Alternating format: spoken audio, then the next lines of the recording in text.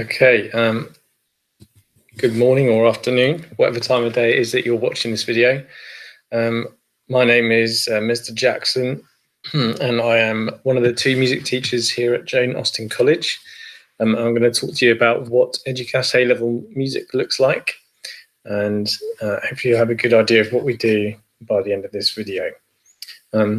Feel free to pause the video at any point if it would help, and fire any questions to me either via email or any other means. So first of all, I'll talk to you about the course structure, and then I'll go through some frequently asked questions and give you some tips to help you prepare for September. So here's how it goes. You have 5 hours of lessons a week, 2 doubles and a single. So that's the same as all of your A-level subjects. You will have one teacher for 2 of those hours and another for 3. So the other music teacher at Jane Austen is Mr. Martin. So we split the class between us both. And what happens is that one of us will teach composition for 2 hours, excuse me, and the other teacher will teach appraising and performing.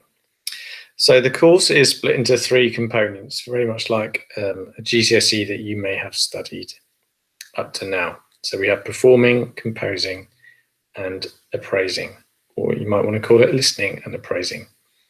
Now, the good thing about the Educas A-level is you can kind of tailor the A-level to your strengths with regards to performing and composing. So if you feel you're a better performer than you are composer, you can choose to do 35% for performance and 25% for composition. Or if you feel you're a better composer than performer, you can do 25% performance, 35% composition. So it's up to you. They're called option A and option B. It just means you have a slightly different amount of work for each component. Everyone does appraising and listening, which is 40%. So for a performance, what happens is you will do a live performance at the end of year 13 in around March or April. And examiner will come into school from the exam board and will watch you play. You will play for either around 8 minutes or 10 to 12 minutes, depending on how much performance you choose to do, as it says there on the slide. And that happens all in one performance. So it's a live thing, which is a good thing for you because it means that they can see you communicate your performance much stronger than they can if it's just a recording and sent off to them. So we think that's a beneficial thing as a performer. So one piece has to be a solo for that, which could be you playing with a piano accompanist, but the others can be either solo or ensemble. So there's a good amount of flexibility. If you play a band instrument like guitar or drums, you could do an ensemble. And us as teachers, we are happy to play with you. Mr. Martin is fantastic pianist and keyboard player. And I'm a competent drummer or guitarist or bass player. So we can be your band if you need us to be your band or accompanist in any way. So that's performance. So composition, if you do the lesser amount of composition, you'll do 2 compositions, totaling 6 to 8 minutes in length. If you do the 35% composition, you will produce 3 compositions. So usually one composition will always be free choice. So you can do whatever you like, compose in any style that you like to compose in. And the other one, if you do 2, will be in response to a brief set by the exam board, which is in the Western classical style. So ranging from Baroque to Romantic music. If you do 3 compositions for the 35%, one of those compositions would have to relate to an area of study from the exam board. And they are Western classical, rock and pop, jazz and blues, musicals, 20th century music or 21st century music. That's classical music. So you have a broad range that you can compose in. We will teach you, one of the doubles will be dedicated to composition every week for most of your time. You can choose to do that on notation software like Sibelius or Musical. You can also choose to do it on a DAW such as Cubase or Logic or GarageBand. So whatever you find easiest to work in. But obviously, if you're doing a classical style composition, it would probably make sense to do it in notation software. So appraising, this is the largest component of the course, and this will take up to about 3 hours of our weekly lessons. We look at a mixture of theory, oral skills, and set works. So the areas of study that we look at Jane Austen are the development of the symphony, rock and pop, and classical music from the early 20th century. So they're the three main areas we look at. You will be assessed with all of that stuff by an exam at the end of year 13, which takes 2.25 hours with a 30-minute essay at the end. And the whole component is a real mixture of theoretical analysis, so looking at scores and analysing what you see and what you hear. Oral skills, so being able to identify different musical devices and styles through listening, as well as some melodic dictation, and also some historical context, so understanding where that music comes from and how it sits within the music composed around it. The set works we look at is we look at Haydn's Symphony 104, which was, I believe, his last symphony. And we look at 2 set works in the 20th century classical section, which would be Debussy's Nuages and the second movement from Poulenc's trio for piano, oboe, and bassoon. So that is the overview of the course. Each week with the appraising, we tend to do a lot of theory and analysis for an hour to get you used to doing that stuff. And then the double we will tend to dedicate to the set works and the areas of study. So it's a really good varied mix of things. If you're much more of a performer, then it's going to suit you. If you're more of a composer, it will also suit you. And everyone will hopefully come out of the course with a really good, well-rounded understanding of different types of music. So I'm going to go through some questions that you might have about the course. So the first one, can you do the course as a singer? Absolutely, you can. So it's either an instrumentalist or a singer. So equally valid and equally good. Do you have to do grades? So no, you do not have to do grades to do A-level music. The minimum standard for your year 13 performance is grade 6. So the exam board would take grade 6 as the standard for your performance. If you were to do a grade 5 piece, you would be marked down for not being hard enough. If you were to do a grade 7 or 8 or above piece, then you would gain some extra marks for doing harder than the standard. So grade 6 is standard. If you do easier, you get marked down. If you do harder, you get marked up, which is great. So we tend to advise people to do something they're very confident with, and ideally it's harder than standard because you gain extra marks. So what I'm saying is you don't have to do grades, you have to demonstrate that you can play at that standard. So if you do rock school grades, that's great. If you do traditional grades like Trinity or ABRSM, that's great. If you don't do any grades at all, but you're just a really good player, then we would be able to recommend what level you are at in relation to a grade. So you don't have to do anything from a score. You could do an improvisation if you wanted to, if you're a blues or rock musician or jazz musician. So it's very flexible in that way. So theory knowledge that you need. Ideally, you come into year 12 having looked at or being familiar with the content of grade 5 music theory. That's a good place to start. and would hopefully give you a good platform to work from. And the next slide, I'm going to go through some things and fill that out a bit. If you don't have any theory knowledge, it would be tricky to do the course. Do you have to play more than one instrument?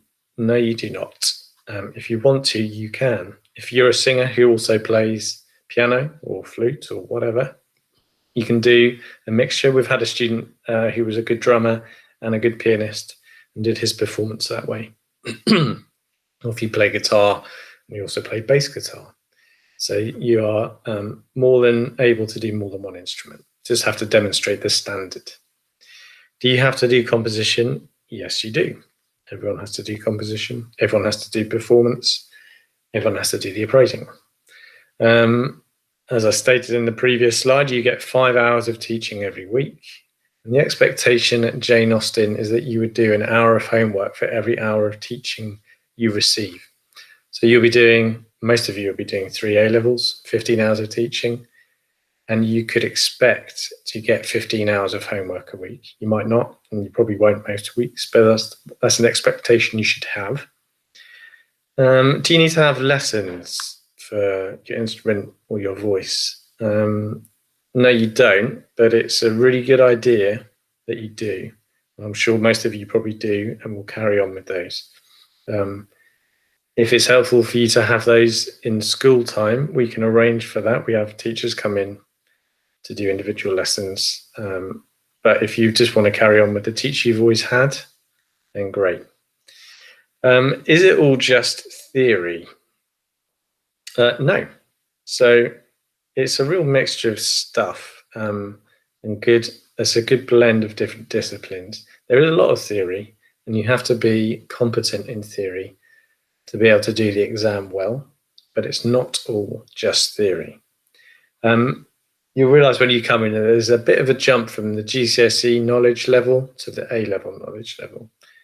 And it might seem quite a big stretch at first, but the way we teach helps you to catch up and get up to that level quickly.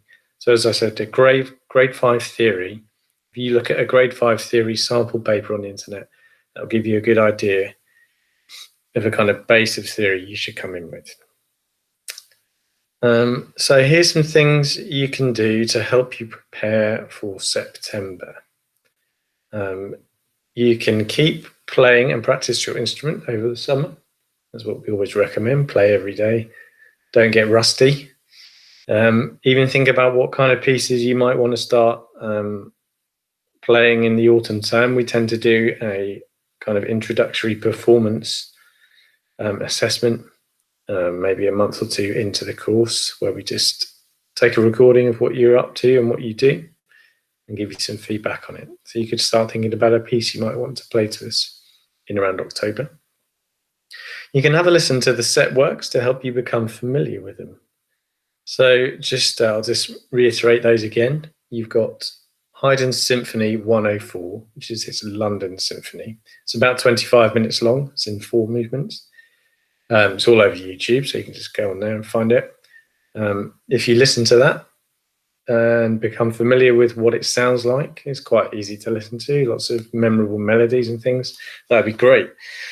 Similarly, you could do it with Debussy's Nuage, which is Debussy is spelled Debussy, and Nuage is spelled Nuages. So have a listen to that, which is a really interesting piece. And also Poulenc, who's spelled Poulenc, his trio for piano, oboe and bassoon, which is just the second movement, the Andante movement. Have a listen to that too. So that's the Western classical side of the listening you can do. And we also look at rock and pop from 1960 to 2000. So you could have a good trawl through the decades, listening to some rock, hard rock, heavy metal, funk, soul and Motown, disco, folk and folk rock. Real varied mix of styles there. So if you're not familiar with a lot of those, it could be a good idea just to have an idea what they sound like. And so here's probably the main thing you can do. and prepare, which is to get your theory sharpened up if you think you need to. And you'll benefit massively if you can do these things. If you can read treble and bass and to an extent alto clefs fluently from sheet music. So not as in be able to play them all, but just know what the notes are. So if I was to give you a piece of music with the bass clef, it'd be great if you can by September say, if I say, what's that note in bar 2? You can say it's a G because you know the bass clef. Same with the other clefs. Memorize your major and minor key signatures up to 5 sharps and flats. That's a really good thing to do. So if we stick a key signature in front of you and it's got 4 sharps, it'd be great if you'd be able to say, oh, it's E major or C sharp minor, and just know them off the top of your head really quickly.